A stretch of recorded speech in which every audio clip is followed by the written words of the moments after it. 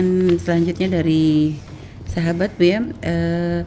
Assalamualaikum warahmatullahi wabarakatuh. Waalaikumsalam warahmatullahi wabarakatuh. Bu ya dan Umi, semoga selalu dalam lindungan Allah SWT. Amin ya rabbal alamin. Izin bertanya, saya bekerja di luar negeri sudah 6 tahun Bu ya.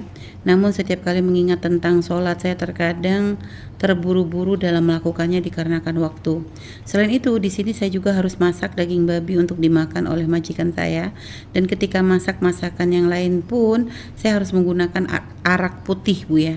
Terkadang hati saya menangis akan semua ini. Saya pun mengenakan hijabnya belum bisa sepenuhnya. Terbersih dalam hati, saya rasa bimbang memikirkan perbuatan dosa yang saya lakukan selama ini.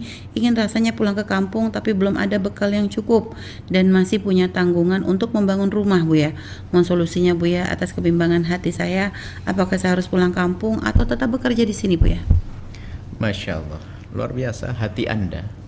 Anda adalah seorang hamba yang rindu kemuliaan. Di balik keadaan seperti itu Anda insyaf. Anda punya hajat, Anda punya keperluan. Kemudian Anda bekerja, tapi Anda insyaf bahwasanya di tempat kerja Anda ada sesuatu yang menjadikan hati Anda tidak senang. Itu adalah kebaikan di dalam diri Anda. Ada orang hanya gara-gara ngejar duit gak peduli, halal haram baik gak baik, naudzubillah. Anda istimewa, Anda solehah, Anda baik sekali insyaallah.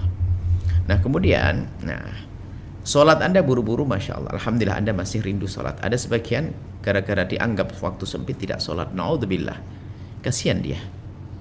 Tapi Anda masih mau melakukan sholat, menjalankan fardu-fardunya, rukun-rukunnya saja, selesai, nggak apa-apa, sudah cukup. Nanti kalau ada waktu senggang Anda bisa melakukan sunnah-sunnah. Kemudian masalah Anda masakkan babi karena Anda telanjur kerja di situ, Anda harus masak. Dan Anda istighfar, Anda masak karena Anda berbelepotan dengan urusan Anda najis. Adapun babi majikan Anda adalah tidak haram bagi mereka karena memang bagi mereka adalah babi nggak ada masalah. Haram bagi kaum muslimin kan. Jadi Anda masakkan mereka. Tentunya yang harus Anda istighfari, Anda telah berbelepotan dengan najis. Mau tidak mau Anda bersentuhan dengan Anda najis. Kemudian cara mensucikannya biasa. Kalau dalam mazhab kita Imam Syafi'i, Anda mensucikannya adalah seperti mensucikannya najis dari anjing. Berarti Anda harus dengan 7 kali basuhan. Segini 1, di kerana 1 kali, 2 kali, 3 kali, salah satunya dengan debu. Boleh di awal, di tengah dengan debu. Campur debu, bukan tanah liat, bukan tanah satu kecanggul, enggak. Debu dicampur air, seharus gelas begitu, dituangin begitu. Itu Anda kalau ikut mazhab Syafi'i. Tapi kalau Anda terasa berat karena setiap hari Anda bersentuhan, maka Anda selain mazhab Syafi'i, najisnya babi seperti najis yang lainnya, mencucikannya biasa saja Anda cucikan, selesai. Anda tidak usah pusing. Karena yang penting hati Anda takut pada Allah. Nanti kalau balik ke Indonesia baru Anda terapkan lagi dan Anda sudah terlepas dari kerjaan semacam ini. Sama arak bagi mereka adalah tidak haram, sehingga araknya orang kafir di rumahnya adalah arak yang terhormat. Ya. Jadi kita boleh membuang arak ada di tempatnya kaum muslim, tapi di rumah orang kafir nggak boleh kita ganggu. Ya. Jadi bagi mereka adalah boleh dimakan, urusan mereka.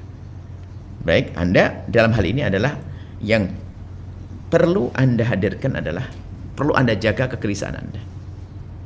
Kegelisahan Anda adalah iman. Kemudian setelah itu, semoga Allah segera mencukupi bekal Anda. Berpikirlah Anda untuk pulang agar apa?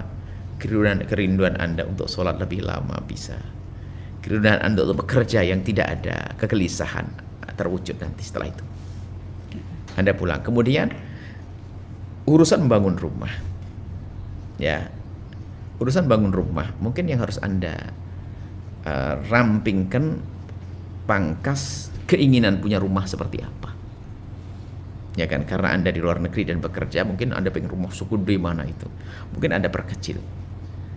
Ada ide untuk bikin rumah. Rumah mungkin tanahnya agak luas. Dibuat pagar yang cantik begitu. Rumahnya di dalam mungkin sangat kecil, tapi tempat main enak, rapi. Itu murah meriah. Dan saya pun berangan-angan kalau bikin rumah di tempat yang kalau bukan lingkungan pondok, bukan rumah yang gedong begitu gede. Ada rumah kecil tapi ada taman-taman, tempat untuk ayam, untuk ikan dan sebagainya. Dan begitu. Dan murah meriah itu nanti, tidak harus pakai gedung, kadang-kadang sampai rumah tingkat dan sebagainya. Memaksakan diri dengan yang demikian itu menjadi ada. Jadi target pembuatan rumah yang Anda inginkan itulah yang harus Anda rapikan. Dan tidak harus pergi tempat di kota yang ramai mahal tanahnya, tidak. Anda sedikit minggir beli tanah yang murah dan luas. Anda bisa bercocok tanam dan seterusnya. Jadi selera, gaya hidup yang harus Anda benahi, itu yang akan menjadikan Anda lebih mudah untuk hidup. Kami ingatkan juga, memang biasanya kalau sudah pernah bekerja di luar negeri karena ikut bos, belanjanya supermarket dan sebagainya, kemudian sudah dipandang oleh orang Indonesia karena kerjanya di luar negeri, pulang itu gayanya gaya bos. Akhirnya memang dia pulang bawa duit 6 bulan nyungsep lagi dia. Mestinya kalau pulang balik ke rumah ya gaya hidupnya orang kampung, makan biasa ala kadarnya. Sayur cari di kebun dan sebagainya. Bikin urap dan sebagainya pakai sal yang enak. Cuman kadang-kadang ini sebagian anak-anak yang nggak cerdas. Kalau pulang action gayanya harus dianggap sebagai orang sukses.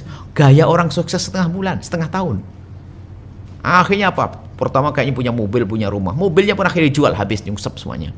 Kenapa? Gaya hidupnya yang salah. Biasa dengan kesederhanaan. Kalau Anda pengen ragu dengan sederhana, ayo saya cari buat bikin terasi. Saya pintar bikin sambal terasi. Yang mudah ya, terasi dibakar pakai tomat, kasih garam sedikit sama gula, sudah.